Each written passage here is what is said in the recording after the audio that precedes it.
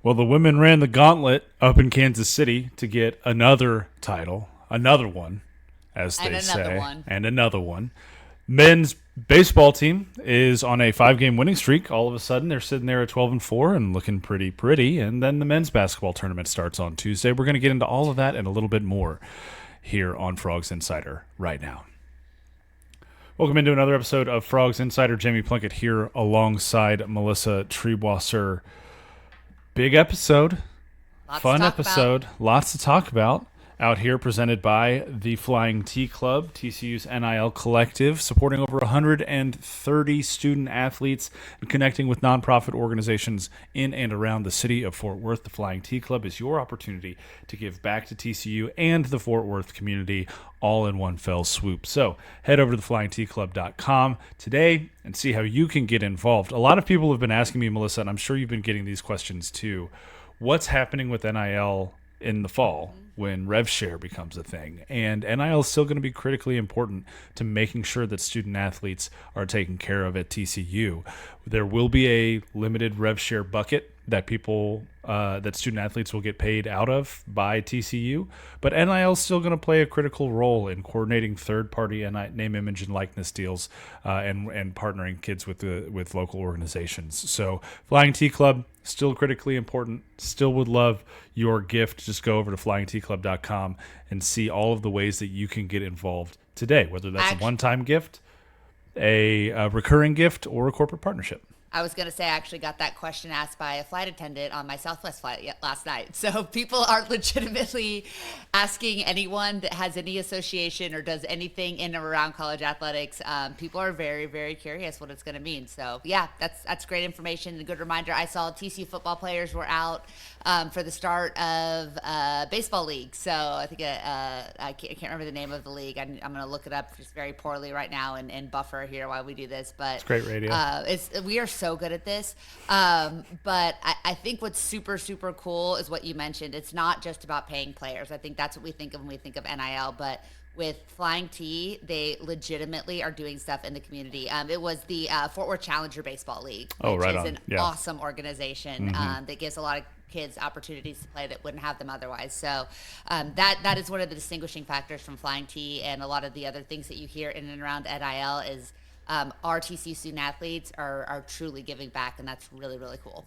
It is cool. And along with your gift, you have the benefit of giving to a nonprofit organization. So the Flying T Club is a tax write-off for you, and you get priority points through TCU every time you give to the Flying T Club as well. So you can boost those priority points, get a little nice tax write-off, and help support TCU student athletes and the good work they're doing in and around the city of Fort Worth. So all good things over at the Flying T Club. You can check it out at flyingtclub.com. Melissa, we are also a part of the Dave Campbell's Texas Football Republic of Football Network, which has a podcast show for every D1 football program in the state of Texas, all in one handy-dandy feed for easy access. If you go anywhere you get your podcasts and search Republic of Football Network, you will see that feed.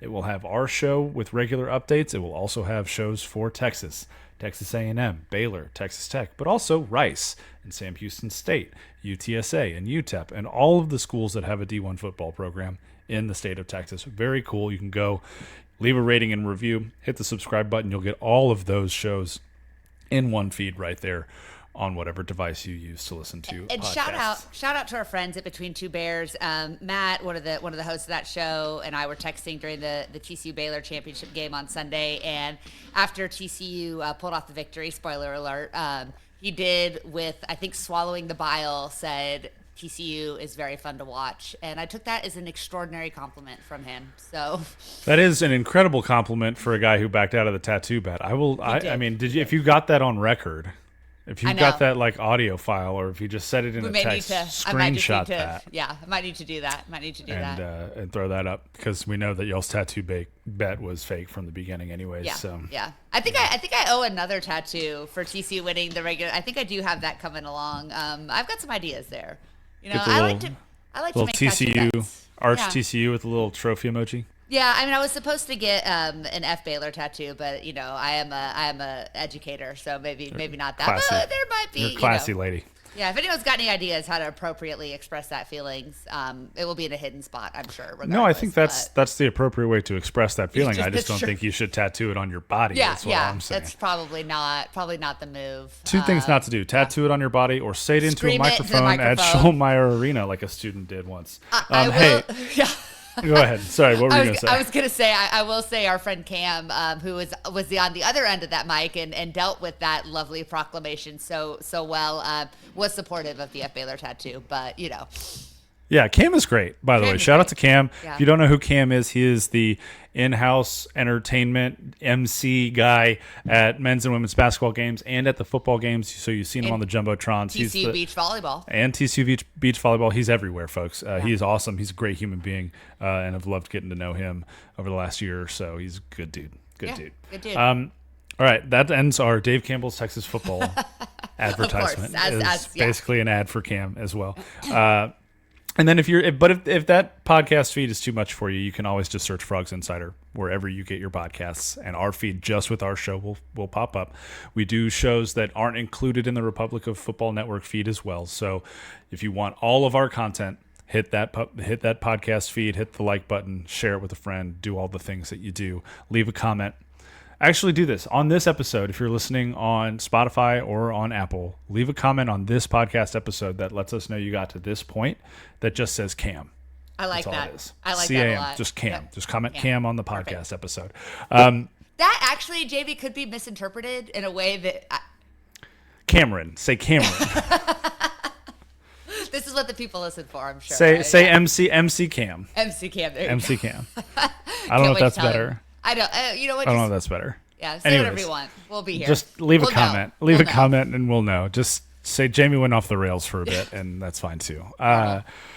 Normal. Or go over to the YouTube channel and you can comment it on the video version of this podcast there and say that Jamie went off the rails. And you can watch me go off the rails while you comment on the video that I've gone off the rails. Perfect. Hit that like button, hit the subscribe button, and make sure that you keep that YouTube page up and running. We've got so much stuff over there. We've got every post-game interview from TCU women's basketball's time in the Big 12 tournament up in Kansas City, courtesy of Melissa being Wonderful. in attendance. We've got work with the dice being 3 feet above it's terrible. nothing like being put up on a pedestal, right? Yeah, it's and then also we've got all of the post games from this weekend's sweep of Fresno State by TCU baseball out at Lupton Stadium, because that's where I was, and we'll have a ton more video content coming your way in the next few weeks as the women embark on the NCAA tournament journey, which we're going to be talking a little bit more about here after Selection Sunday on the 16th. But Melissa, let's start with what happened in Kansas City this past weekend. You flew up there. TCU, as the 1 seed, had a double bye, which was excellent for a team that has run the gauntlet this year, being the regular season champs, playing at a high level throughout the entire season. So they only had to play 3 games in 3 days, Friday, Saturday, Sunday, to win the Big 12 tournament. And they did that. They won on Friday with a win over Colorado. They won on Saturday with a win over West Virginia. And they beat Baylor for the 3rd time this season after not beating Baylor since 1995 to win the Big 12 title. And before we jump into your experience, I just want to say this. I was doing some stats peeking while I was writing my gamer for the championship game on Sunday. And I noticed TCU barely trailed in the championship game. They led 34 minutes and 42 seconds. Yeah. And so I went back and I was like, well, that kind of feels like the game in Waco as well, where TCU led for, I think, just almost 33 minutes of the game, of the 40-minute basketball game. And then I went back to the basketball game between the two teams in Fort Worth, where TCU just led wire to wire for essentially the full 40 minutes of the basketball game. And I tallied it all up, Melissa, and of the 120 minutes of basketball that TCU and Baylor played this year, yes, all 3 games were decided by a total of 12 minutes, but TCU led for 107 of the 120 minutes that TCU and Baylor played basketball against each other this year. I don't care about final score. That, to me, is domination. Yeah. I mean, I completely agree. And, they always say it's so hard to beat a team twice. It's really hard to beat a team 3 times. And I don't just think ask the Dallas Cowboys when the last time the Giants won the Super Bowl. I'm not still mad. No, you're all right. You've gotten over it. It's not a sore subject for you Dallas sports Definitely these days. But But it was interesting. I was talking to our friend Steven Johnson, who's Fort Worth Star-Telegram beat reporter, and I was talking to him before the game because I was definitely nervous. Like, as much as I try to be there in a semi-official capacity, at the end of the day, like, I'm a TCU alum. I'm a person who absolutely loves basketball. And like watching a TCU women's basketball team have this level of success has absolutely meant something extra to me. And I'm not forcing myself to completely squash it down. I'm letting myself be a fan while also being professional. Unlike some of the people in Baylor's traveling party who were sitting behind me in an official capacity at a table on the baseline, berating the refs. Berating them I don't know what the person's job was, but I've never heard somebody sitting at a table being the kind of loud that these people were. So that's we can just say that all the fouls they didn't get called on them in the game in Waco were called on them in Kansas City, kind of as a delayed situation. Reaction, but it worked. I'll take it. But yeah, I mean, I was very nervous going into it, and Steven, he just kind of said, look, at the end of the day, TCU's the better team, the more talented team. If they play their game, they'll be fine. And after the first half, when they had a very uncharacteristic 15 turnovers, and some of them were absolutely due to Baylor's ball pressure, which was exceptional, and doubling Haley and the pick and roll and face guarding her every time she had the ball. I mean, they did make it hard on TCU's offense, but they also were a combination of nervous and probably a little bit tired. They had not played 3 consecutive games all season. They hadn't played 2 consecutive games since November. And I asked Madison Connor about that in light of, how old their roster was. And she was like, first of all, I'm not old. I'm only 21. And it's very important that is stated. So I had shout out to Madison. She's a young 21.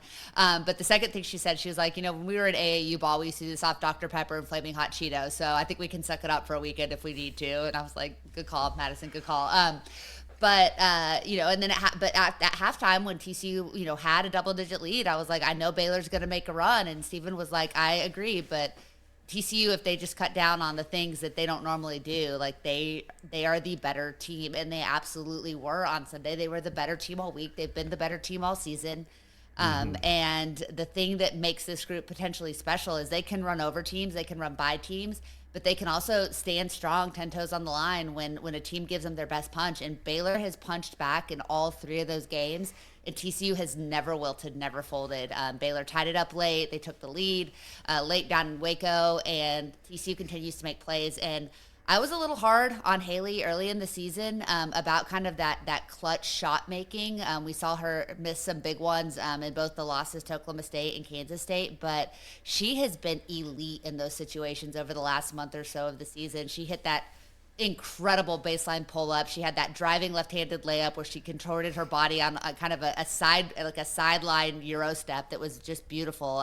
And she was, I think, 10 for 10 or 8 for 8 from the free throw line in the fourth quarter, and 10 for 10 total. But 8 for 8, I think, in just the third quarter, as Baylor was running. That was really the only offense TCU could get going. So it was a ton of fun. It was an amazing atmosphere. I was nervous the entire week, but it was really exciting to watch TCU beat 3 different types of teams in 3 different types of ways.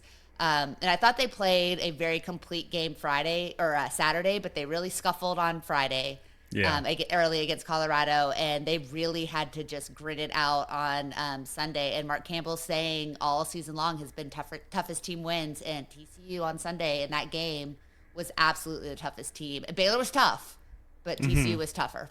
Yeah, and to that Colorado game for a second, I think that first half wasn't necessarily indicative of anything other than the fact that TCU hadn't played in 5 days and Colorado was on day 3. Yeah. And so, Colorado is just running on adrenaline in that first half while TCU's trying to shake the rust off. And then you saw the tired legs of the Buffs kind of get the better of them there in the second half as TCU got rolling and won that one. And then West Virginia, I mean, they play a brand of basketball that TCU has really struggled with at times this year. That full court press, physical, just wants to kind of get up in you and make you uncomfortable. And TCU, both times they've played West Virginia, has gotten out to big leads and then let that physicality get to them a little bit. But they didn't falter on Saturday, which was really nice to see. And then, like you said, Aaronette Vonleh. The center for Baylor is a phenomenal baller. She's so good. I mean, she ended up with 20 points, 6 boards. She figured out a move that worked against Sedona in the second half of that game in Waco, and she went to it pretty often in the Big 12 championship game. That's a big reason why Baylor was able to erase a 10-point deficit with just over 7 minutes left in the fourth quarter, was because they were insistent on keeping going to her.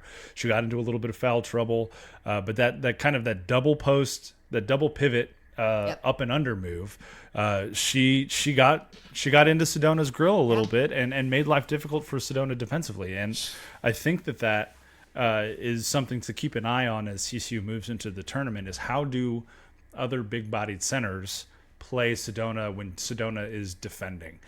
Because the reality is that defensive effort from Sedona kind of took her out offensively for the first 3 quarters of the game. I mean, she finished with a double-double, 12 points and 14 boards, so it's not like she wasn't filling up the stat line like she normally does, but she only had 4 points at halftime. Haley only had 4 points at halftime as well.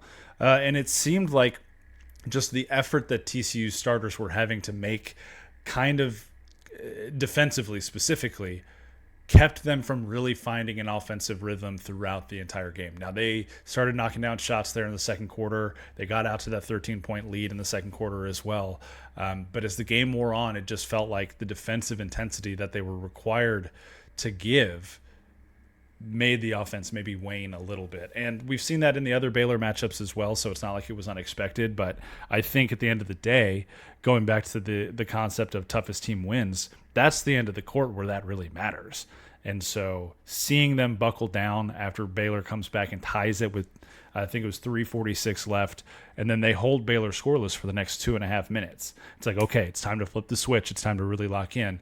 And Sedona did that. Haley did that to an extent. Donovan Hunter and Agnes Eminopu were absolute nails in the final 2 minutes of this game with the offensive rebounding and the steals. And they locked in and got it done. It was really cool to see. Well, I want to say 2 things. I think Baylor is not uniquely, but one of only a handful of teams in the country that can defend a pick and roll at the level that they did, because they were able to blitz and rotate, and they have some more length in the post that we haven't necessarily seen from other teams, and their guards are so quick and they rotate and to help so well. And I think that was a huge reason why Sedona struggled too early on, is it was really hard for Haley and Sedona to get that 2-man game going. And that brings up Donovan Hunter, who, TCU does not win that game without Donovan Hunter's effort, especially in the first half and really all week long.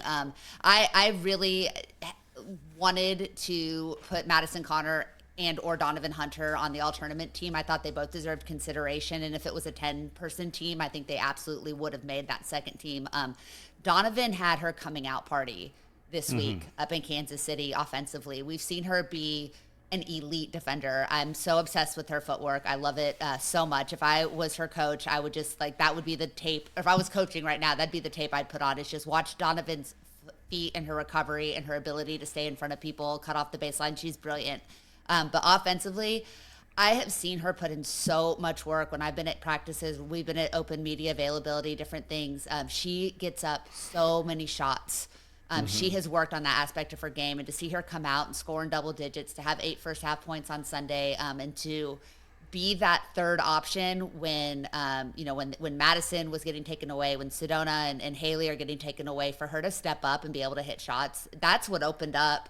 They had to change how they played defense in the second half because of Donovan Hunter and Madison Connor. And in Waco, they really tried to run Madison off the line and not give her a lot of attempts, and she had a hell of a day.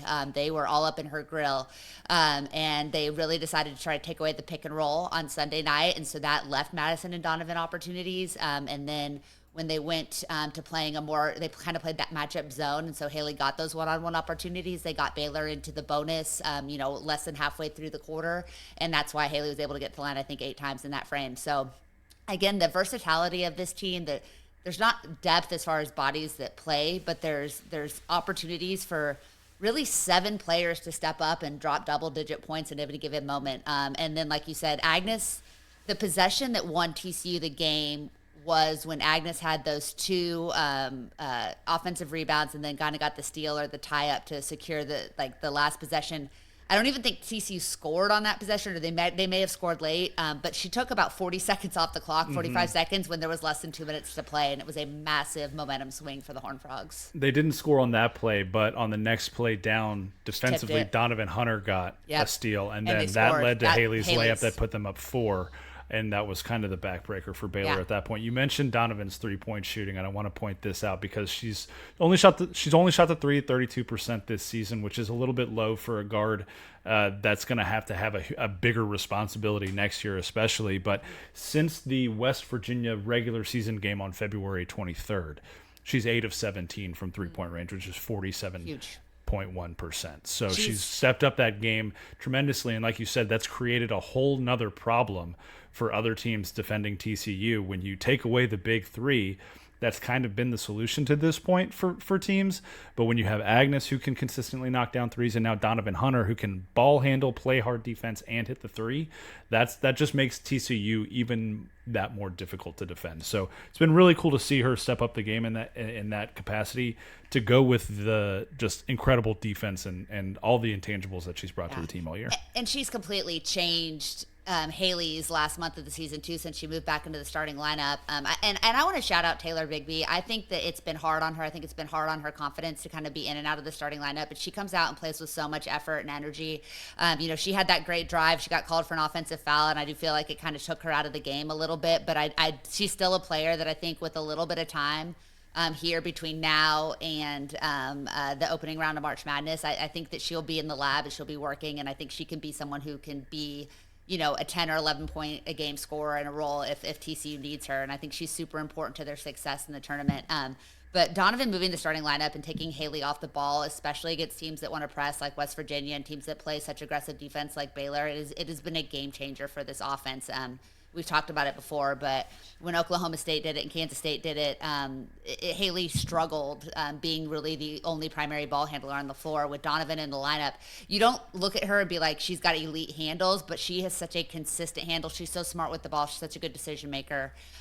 She really has been the difference maker. And TCU's basketball official account kind of made a post that called her the present and the future after her big game against West Virginia, and I asked her about it in the locker room, and she's so humble, and she's like I'm not really thinking about that, like that's great, like it's cool, but that's not what it's about. And she just talked about how much she's learned from Haley and Madison and Agnes and Taylor and all of these veteran players this year. And I think if she's going to be the cornerstone of this team going forward, TCU's in really good hands.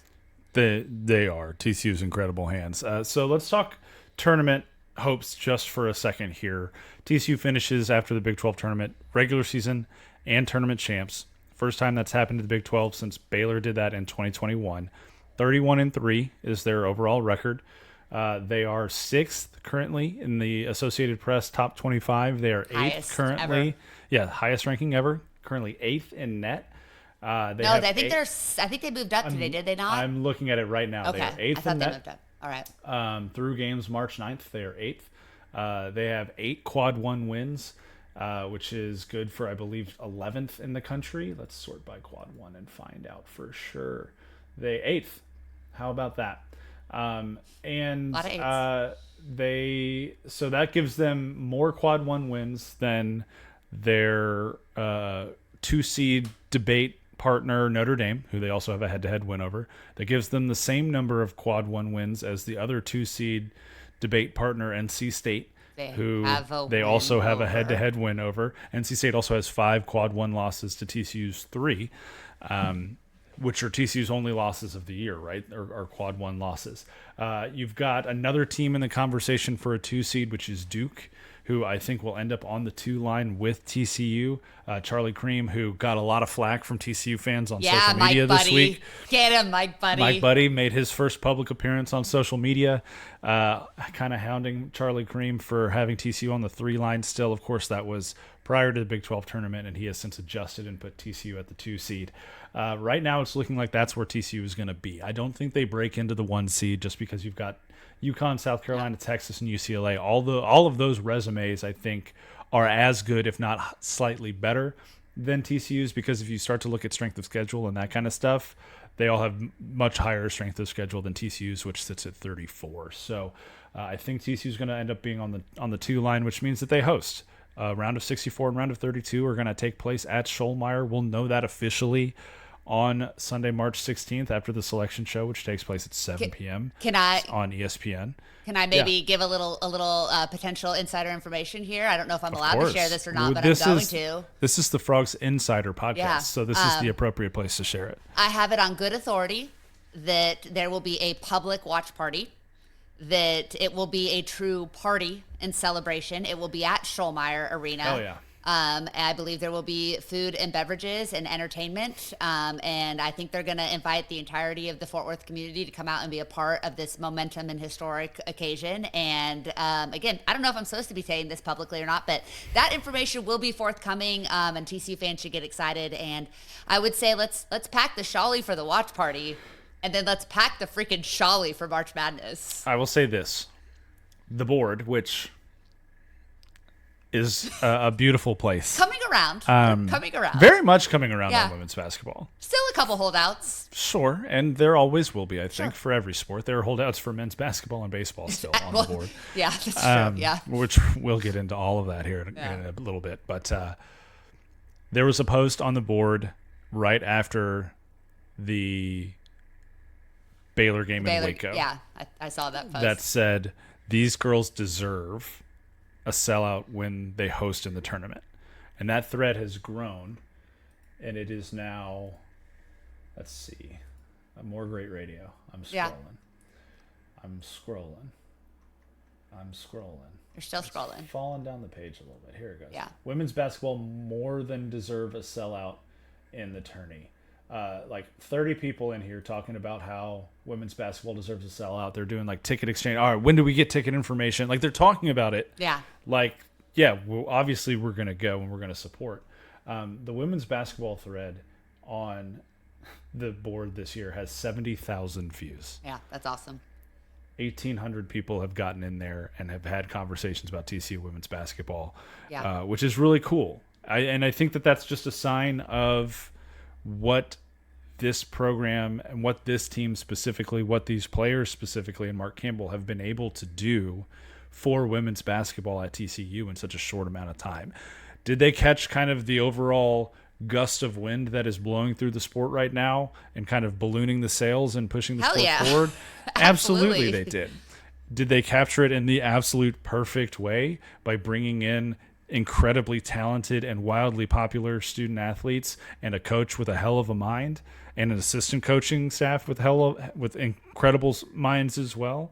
Yeah, they absolutely did. I think, one of Jeremiah's final kind of farewell, give him credit, is he went to Sac State and found a 2-year head coach and brought him to Fort Worth and said, turn this thing around. And Mark Campbell said, okay, give me 2 years. Right? You know what's crazy about that? I had a nice little moment with Coach Campbell after the nets were cut down and the confetti was done falling, and I had mostly wiped the tears off of my face. I was pretty emotional, and he was talking to me, and he was like, "It's crazy. I agreed to this job sight unseen. Yeah, this man did not visit TCU. He was headhunted. He had they had one interview over Zoom, and he agreed to come to Fort Worth with one, I think he said it was like a 40-minute Zoom call, and had never visited the campus, knew nothing about the program outside of it was in bad shape. And he ended up there, and now, Jeremiah brought him, and it's Mike Buddy's job to keep him. And I kind of leaned over to Mike at one point and I said, you've had a pretty good couple of months on the job.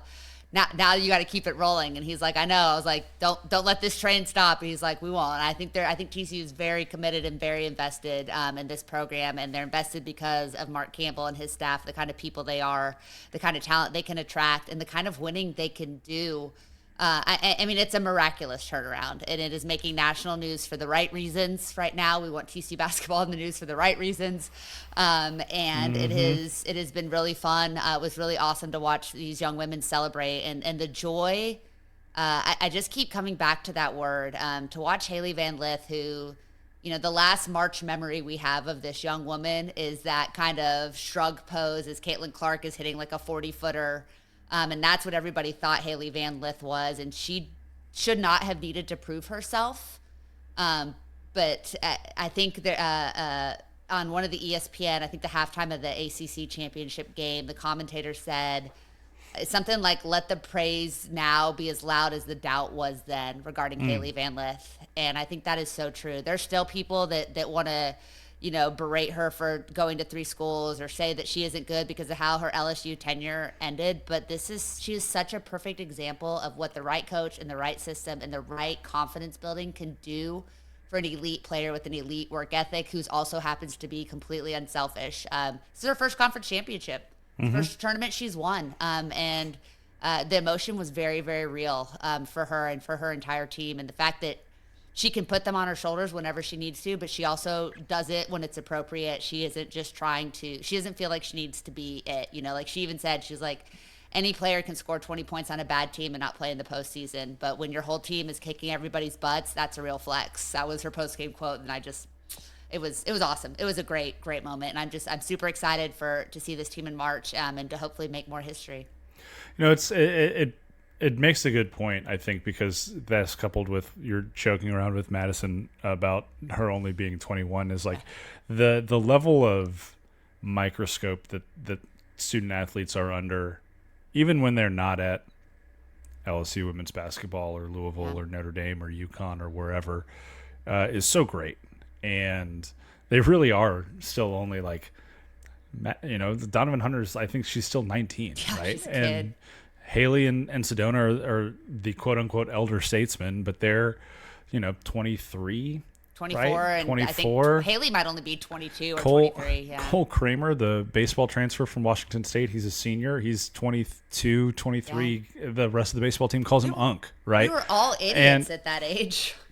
And so I think and we've seen the comments about Haley and the rest of the women's basketball team in our posts about the team on socials as well. So that's hardly even a fraction of what they're getting on their own socials. But I think just the reality of the microscope that they live under for them to have handled this season and kind of the meteoric rise of the program as well as they did, I think is equally as commendable as winning titles is. 100%.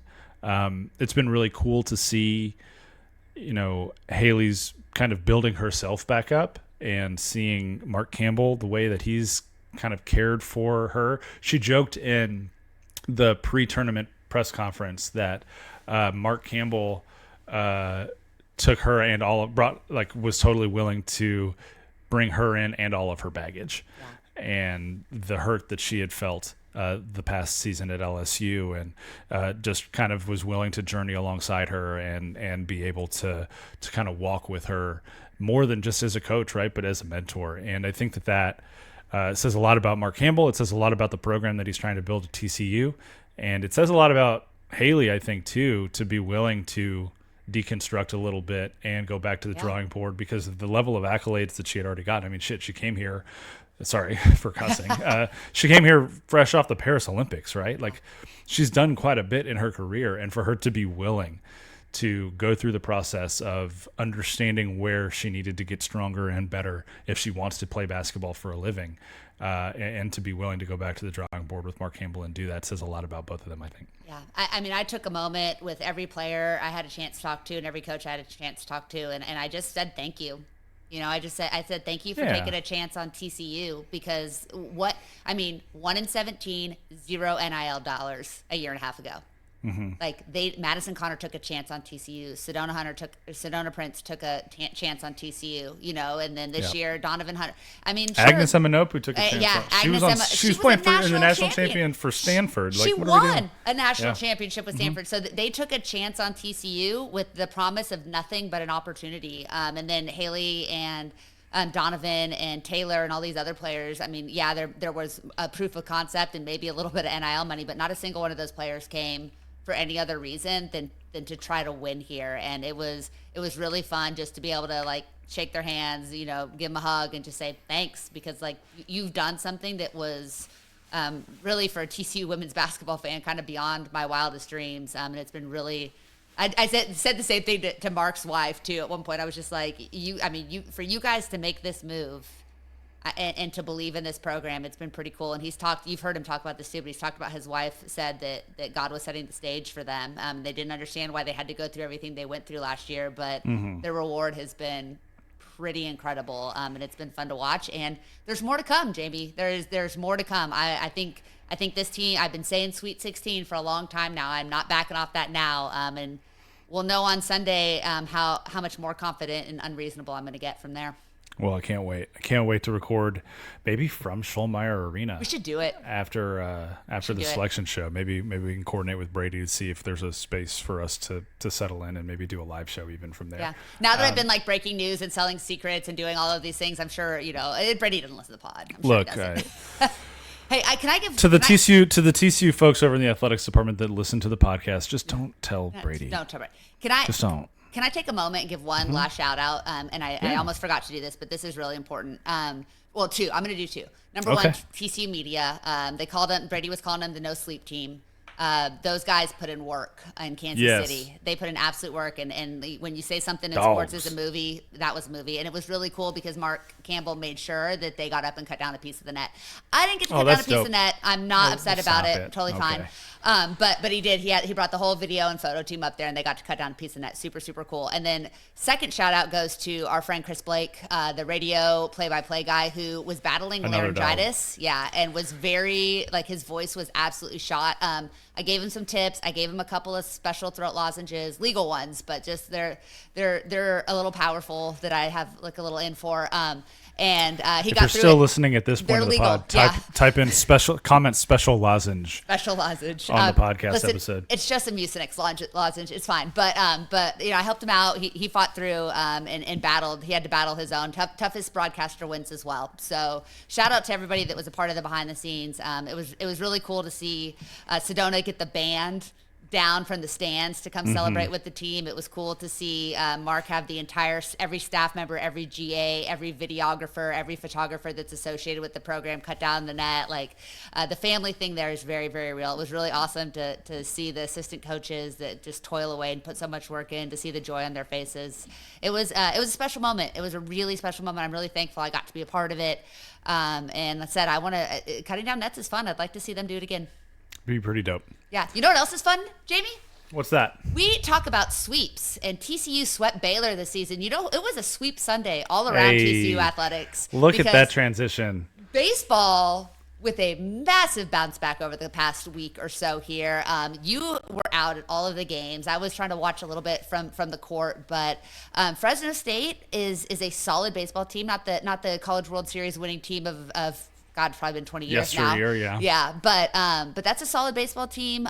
They had the great midweek series against Air Force. It seems like the offense is coming back on track, and there were a lot of hard-hit balls at Lupton this weekend. You love hard-hit balls, don't you? And let's hey, so that was a great segue. I was going to do a segue about handshakes and hugs because there were a lot of those out at Lupton as well, but yes. you nailed the segue. You really did. I tried. Yes. TCU baseball is on a 5-game winning streak after closing out their homestand with 5 consecutive wins, 2 midweek wins over Air Force, and a sweep over Fresno State. This was, on the last episode, we talked a lot about, okay, well, they've dropped Saturday and Sunday the last 2 weeks. They're sitting there at 7-4. What's kind of going on with this team? Why has it been so inconsistent through the first 11 games? And I remember us talking about, just needing to reset a little bit. These next 5 games were really important because they were an opportunity to kind of get things rolling. And we saw the freshmen do that in incredible ways, both on the mound, defensively, at the plate. Sawyer was a huge part of this winning streak so far. He's on a 5-game multi-hit hitting streak since the first Air Force game. He's 11 for 18 in the last 5 games with 3 doubles and a triple, and he's hit baseball's 109 miles an hour in 2 consecutive games. So Sawyer Stroh-Snyder is starting to get more comfortable at the plate, and that's really, really good for TCU baseball. But overall, the bats came to play, and it wasn't like we've seen in the past where, I think the frustration last year was, hey, let's get on the fastball early, let's get our swings in early in counts, let's try to hit for power. This team this year, I think, is starting to realize that the power will come, but really it's just more important to time up the fastball and get your hacks when you can get them. So going deeper in counts, making starting pitchers work a little bit harder so you can get into the bullpen a little bit deeper. They didn't do that part very well against Fresno, who I believe only used 7 pitchers on the weekend, but Wow.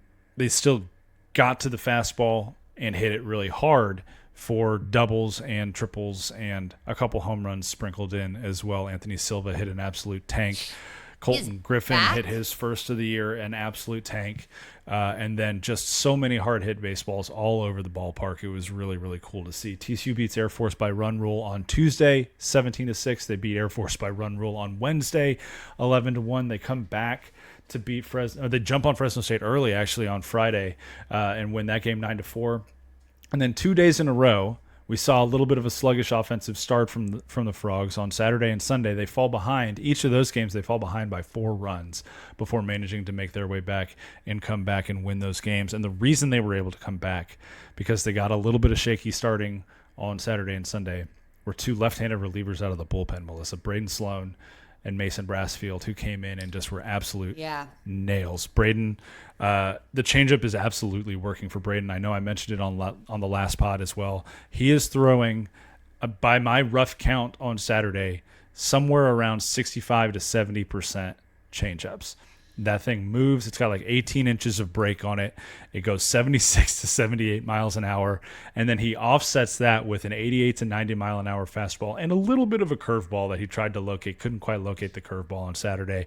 And it has made him just a force to be reckoned with out of the bullpen, because you get such a different look from him than you get from, say, I don't know, a right-handed pitcher named Tommy Lepore, who throws at 98 miles an hour for the first 4 innings, and then you're trying to retime yourself to hit a 76 mile an hour changeup. It's really difficult to do. So he went 5 innings, scattered 5 hits, struck out 7. He leads the Big 12 in strikeout percentage. He strikes out batters 40% of the time, which is, I believe, 21st in the country, and like I said, first in the Big 12. So he's getting a lot of swings and misses right now, which is excellent to see.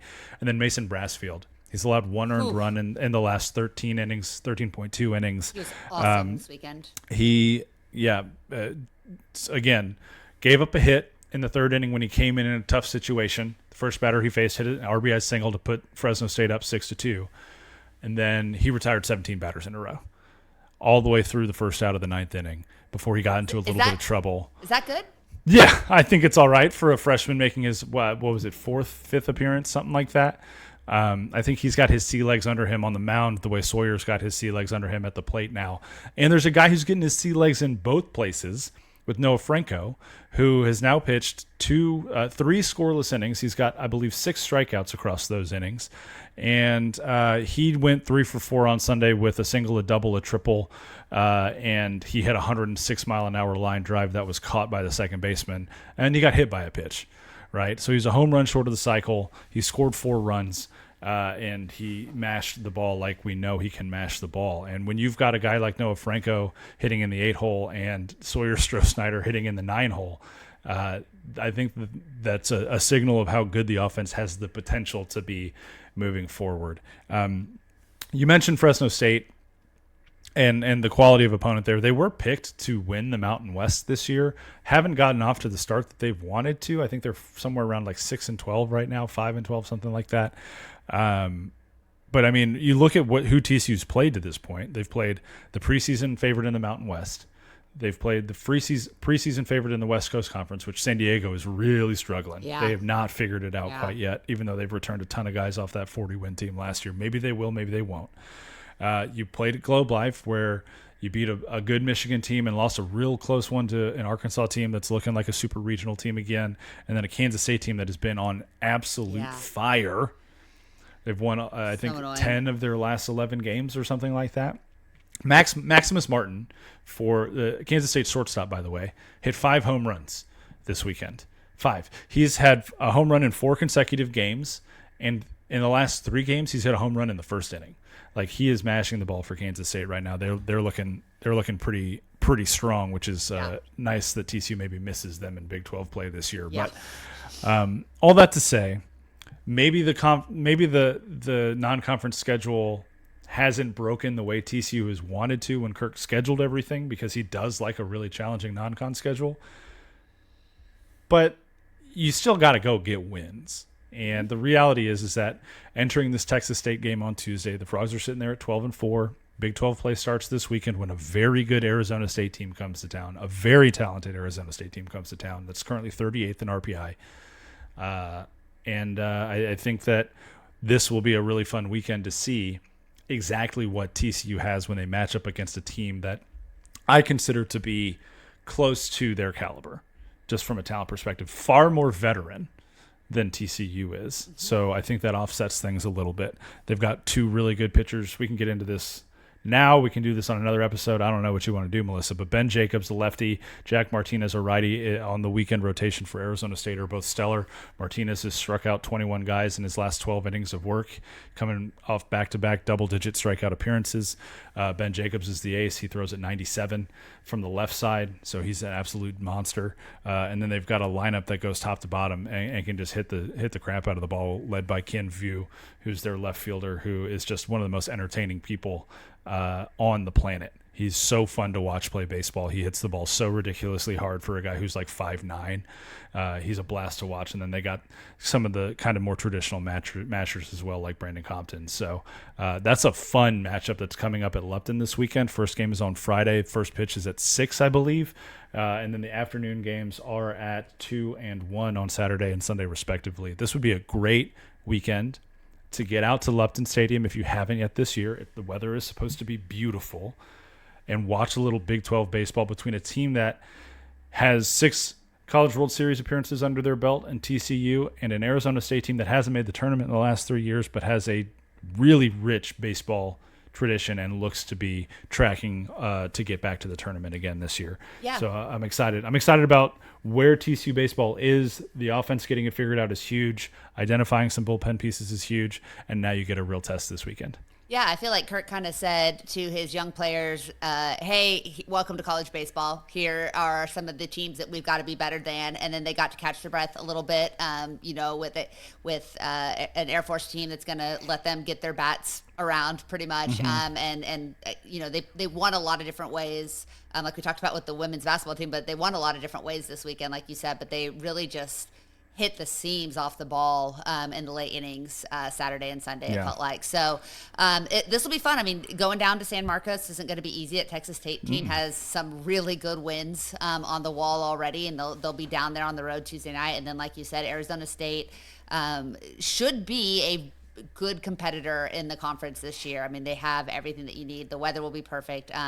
I won't be out there Friday, but I'm very excited to be out there Saturday and Sunday. Watch some day games at Lupton in 70-something degree weather. And Sunday, I mean, shoot, Jamie, we can watch some baseball. We can go grab some Buff Bros or some Dutches, and then head over to Schallmeyer for a watch party. Like, it sounds like love that to see it. Could be, and then it's spring break, I think, for everybody in Fort Worth. Sure is. So we can just keep the party going all night. By all night, I mean like 9:30 or 10 o'clock. But yeah, this is a great opportunity for TCU baseball to kind of keep the good vibes going. Now that the freshmen hopefully are locked in, settled in, and feeling confident, you can go and play a conference series. And it's super important to not get behind the 8 ball early in conference play, especially with the way that TCU schedule lines up, because like you mentioned, they miss some of those elite teams. Getting wins in series in Big 12 play, especially at home, is going to be critical for them if they want to hit their goals in the postseason. And so this is a gigantic series this weekend out at Lupton. It'd be really good to start your Big 12 run off on the right foot against a team that was picked 6th in the Big 12, probably a little low, considering Texas Tech was sitting there at 4 or 5, and they are now 3-11 and just got swept by Grand Canyon. So swept. So yeah, it's the vibes in Lubbock are extremely low. Well, that's when it always comes to true. baseball right now. In Lubbock. When it comes to baseball, though, the vibes are pretty high. But they're not. They're just not pitching. They're not pitching at Texas Tech right now, which is typically the case, but even more of a drop, I think, for Tech. But yeah, I will be late to the Arizona State game on Friday, Melissa, because of a non-TCU sports-related thing that I am incredibly nervous about. My wife is also incredibly nervous about because we are putting our oldest child on an airplane by himself for the first time.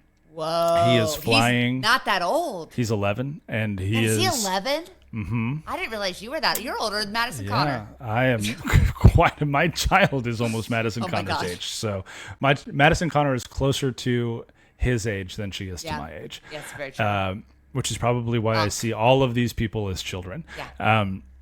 Yeah, so he's flying to Tampa to hang out with some of Skylar's family. He has an aunt and an uncle meeting him at the airport there in Tampa. And then they're all flying back to San Antonio where the aunt and uncle live. And Skylar and our youngest will go down there and see them the following weekend. Big day. This is a big weekend. Putting him on an airplane on Friday and wishing him well. So a little nervous, nervy over in the Plunkett house. He's going to have an iPad. He's going to have some headphones. He's going to have a nice customer service agent and a steward on the plane. He's going to be in great hands. He's going to get all the soda and snacks that he wants. Yes. He's going to wear one of those cool little necklaces with the little paper tag. He's going to be fine. Mm-hmm. He'll be great. Yeah. So you will need a drink. Yes. Absolutely. But then I'll be at TCU baseball and I'll probably still need a drink. Anyways, but TCU baseball plays at Texas State on Tuesday evening, 6 p.m. first pitch on ESPN Plus. But before that, Melissa, earlier in the day. God. Speaking of needing a drink. 50 minutes in, we got to talk about it. Yeah. Men's basketball will play in the Big 12 tournament first round as the 9 seed going up against the 16 seed Colorado. That worked out so well last time. Who they just lost to in Boulder on Saturday morning, bringing Colorado's conference record to 3-17. And to be fair, there was another team that lost in Baylor. Or lost in Boulder this year, conference-wise. Was it Baylor? And that was the Baylor Bears. Baylor lost by 2. TCU lost by 20. TCU was down 2 with about 11 minutes to play in that game. 51-50, yeah. and then they got outscored 25-6 the rest of the way. Not just the road struggles have been real for TCU this year. They're 2-9 in true road games. They're 0-3 in neutral site games. It's been a really interesting basketball year for the men, and I think it's just a product of youth to an extent, injury to another extent, but the season continues on Tuesday at 2 p.m. Central Time on ESPN Plus. I believe Frogs and Buffs rematch from a couple days ago.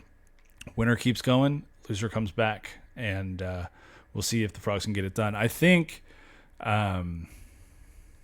I don't know what to think. This has been a really hard men's basketball year, to be completely honest with you. It's been really disappointing, but it's also been there have been moments where you're like, oh, I see, like you can clearly see the vision, right? Yeah.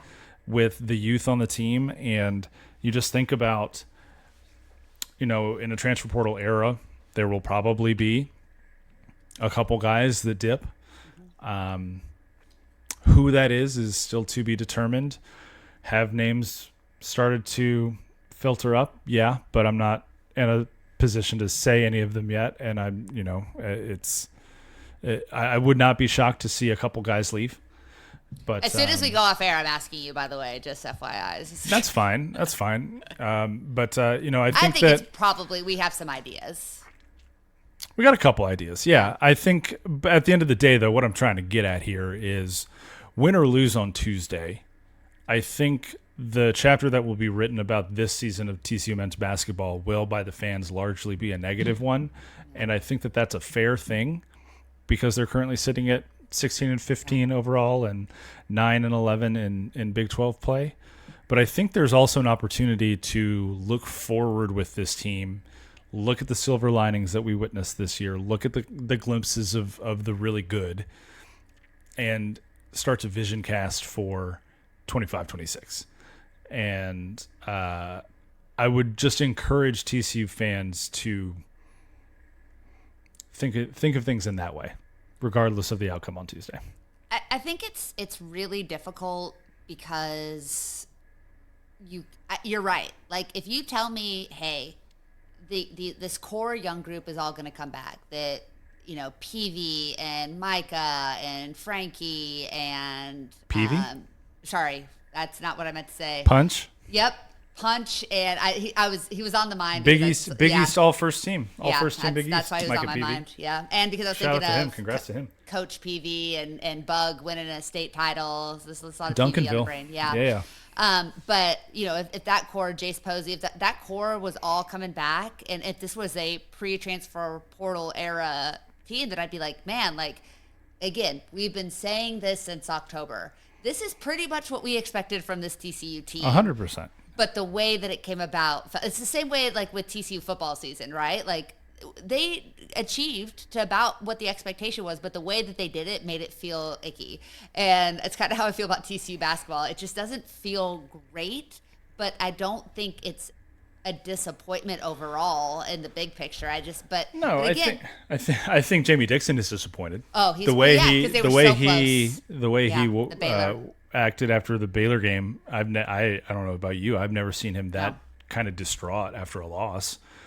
And I think he really did have high hopes for this ball club more than the fan base maybe. And I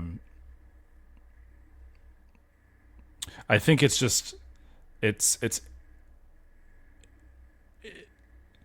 flyingtclub.com. Right. Yeah. flyingtclub.com. Yeah. Will help. Yeah. And it's you hope that there's reason to continue to have hope.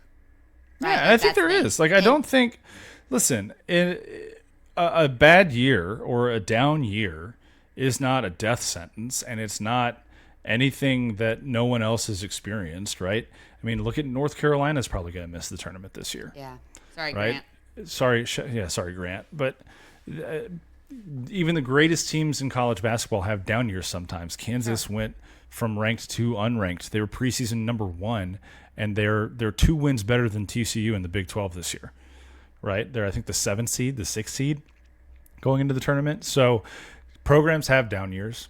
TCU is not immune to that in any sport. And, I think just flushing it, doing what you got to do, and moving forward is the right thing to do. And that being said, they still got basketball to play on Tuesday. Yeah. So by the time you're listening to this, if you listen to this on Tuesday evening, it might be a moot point because TCU is going to keep playing on Wednesday. Who knows? So we'll see. I mean, they still got more basketball left to play, and they, for what it's worth, still think that they have an opportunity in Kansas City this week to show that they are deserving of an at-large bid. They got to win a lot of basketball games in a row to make that happen. But they're not losing confidence in themselves, and I think that that's a genuinely good quality to have. Yeah, I think so. I just I think that this may, oddly enough, be among Jamie's best coaching jobs that he's had at TCU, and it's still going to leave a lot of people wanting more. And I can't blame them for that whatsoever. Sure. But it's both disappointing and somewhat impressive of a season, and that is just a very weird place to be. But like you said, flyingtclub.com. Yeah. And I think that's going to do it for this episode of the Frogs Insider Podcast presented by the Flying T Club.